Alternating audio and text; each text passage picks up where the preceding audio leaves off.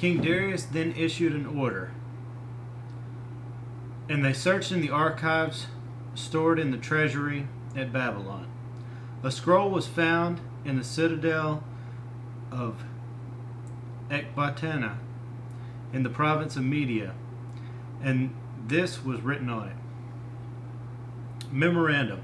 In the first year of King Cyrus, the king issued a decree concerning the temple of God in Jerusalem.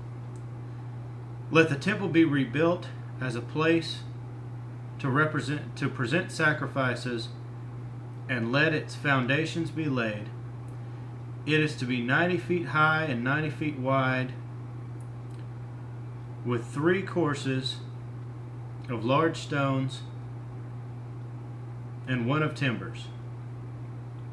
The costs are to be paid by the royal treasury. Also, the gold and silver articles of the house of God, which Nebuchadnezzar took from the temple of Jerusalem and brought to Babylon, are to be returned to their places in the temple of Jerusalem. They are to be deposited in the house of God. Now then, Tattenai, governor of Trans-Euphrates, and Shethar, Bozenai, and you, their fellow officials of that province, stay away from there. Do not interfere with the work on this temple of God. Let the governor of the Jews and the Jewish elders rebuild this house of God on its site. Moreover, I hereby decree what you are to do for these elders of the Jews in the construction of this house of God. The expenses of these men are to be fully paid out of the royal treasury from the revenues of Trans-Euphrates, so that the work will not stop. Whatever is needed, young bulls, rams, male lambs for burnt offerings to the God of heaven, and wheat, salt, wine, and oil, as requested by the priest in Jerusalem, must be given them daily without fail, so that they may offer sacrifices pleasing to the God of heaven and pray for the well-being of the king and his sons. Furthermore, I decree that if anyone changes this edict, a beam is to be pulled from this house, and he is to be lifted up and impaled on it. And for this crime, his house is to be made a pile of rubble.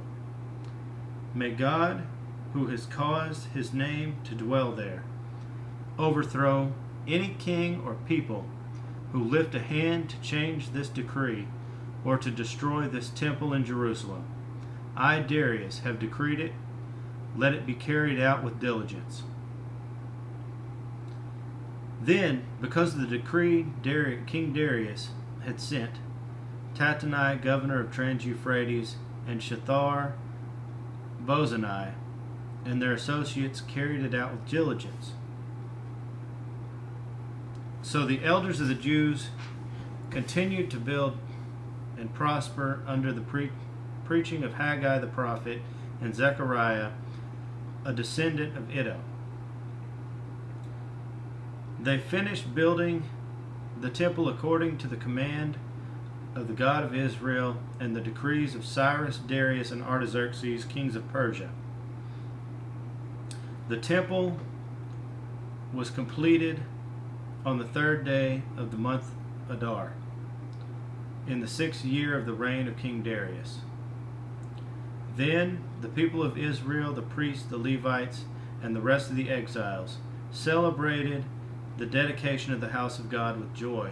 For the dedication of this house of God, they offered 100 bulls, 200 rams, 400 male lambs, and as a sin offering for all Israel, 12 male goats, 1 for each of the tribes of Israel. And they installed the priests in their divisions and the Levites in their groups for the service of God at Jerusalem, according to what was written in the book of Moses. On the 14th day of the 1st month, the exiles celebrated Passover. The priests and Levites had purified themselves and were all ceremonially clean. The Levites slaughtered the Passover lamb for all the exiles, for their brothers, the priests, and for themselves. For the Israelites who had returned from the exile ate it, together with all who had separated themselves from the unclean practices of their Gentile neighbors, in order to seek the Lord, the God of Israel.